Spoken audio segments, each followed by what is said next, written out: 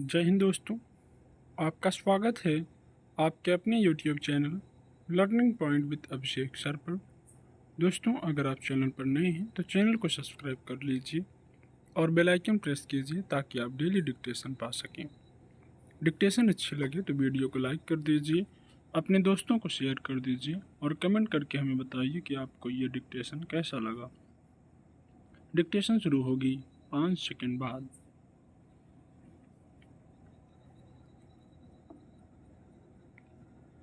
पिछले कुछ समय से बाजार में लगातार महंगाई के बढ़ते रुख ने समाज के सभी तबकों को प्रभावित किया है, मगर निम्न आय वर्ग के लोगों के सामने ज़्यादा मुश्किल आई, जिन्हें अपने रोज़मर्रा के खर्चों में कई स्तरों पर कटौती करनी पड़ी।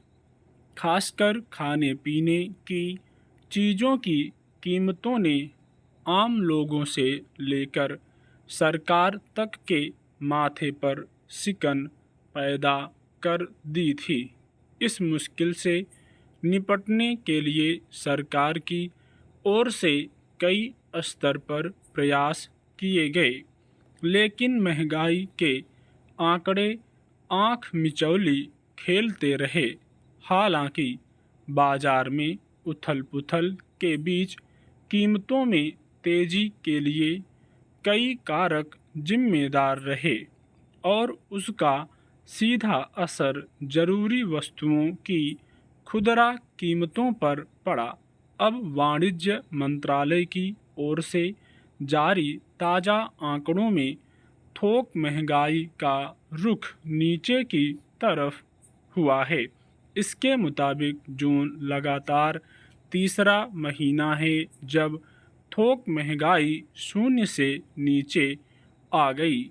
खाने पीने की वस्तुओं, ईंधन, वस्त्रों और निर्मित उत्पादों की कीमतों में गिरावट की वजह से थोक महंगाई में यह गिरावट 0 से 4.12% नीचे पहुंच गई है। इसे पिछले 8 साल में थोक मूल्य सूचकांक पर आधारित महंगाई का सबसे निचला स्तर बताया जा रहा है। इससे पहले मई में यह 0 से 3.38% और अप्रैल में 0 से 0.92% नीचे रहा था। थोक महंगाई की दर में कमी होने के बाद यह उम्मीद स्वाभाविक है कि अब बाजार में वस्तुओं की खुदरा कीमतों में भी नरमी आएगी, मगर कई बार थोक महंगाई में गिरावट के बावजूद खुदरा मूल्य पर उसका ज़्यादा असर नहीं पड़ता है। मसलन थोक महंगाई में तो नरमी का रुख देखा गया, लेकिन बाजार में खुदरा कीमतें ऊंची बनी रहीं। खाने पीने के सामान और खासकर सब्जियों के दाम की वजह से सभी घरों का बजट बिगड़ा रहा। हालत यह है कि टमाटर जैसी ज़्यादातर सब्जियां साधारण आमदनी के लोगों की खरीदने की क्षमता से दूर हैं। खाना पीना चूँकि रोज़मर्रा की अनिवार्य आवश्यकता है, इसलिए इसकी वजह से लोगों के सामने अपने अन्य खर्चों में कटौती तक की नौबत है। ऐसे में थोक महंगाई में कमी का असर अगर ज़रूरी सामान की खुदरा कीमतों पर भी पड़े तभी इसे आम लोगों के लिए राहत के तौर पर देखा जा सकेगा। गौरतलब है कि जून में उपभोक्ता मूल्य सूचकांक बढ़कर 4.81% पर पहुंच गया था।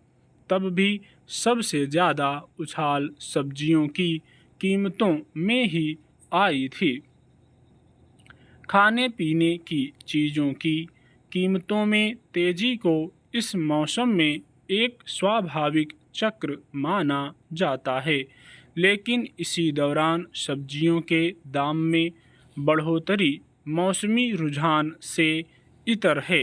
हालांकि इसका कारण भी मौसम में उतार चढ़ाव की वजह से आपूर्ति श्रृंखला पर पड़ने वाले असर को माना जा सकता है, लेकिन इस समस्या का हल निकालना संबंधित सरकारी महकमों की जिम्मेदारी होती है। स्टॉप।